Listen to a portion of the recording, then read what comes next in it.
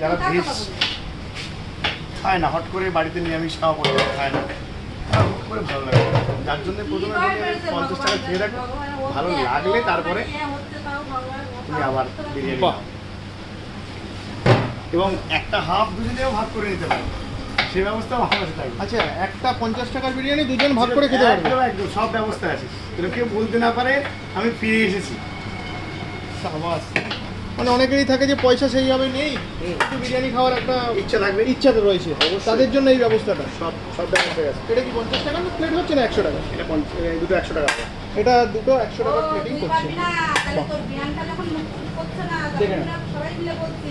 দারুণ। এখানে দেখতে পাচ্ছি পনির রয়েছে, সোয়া রয়েছে, আলু রয়েছে। বাহ, মানে এটা হচ্ছে 100 টাকার কোয়ান্টিটি। এবার খেতে খেতে শেষ হয়ে গেলে আবার চাইলে আবার দেবে। একদম।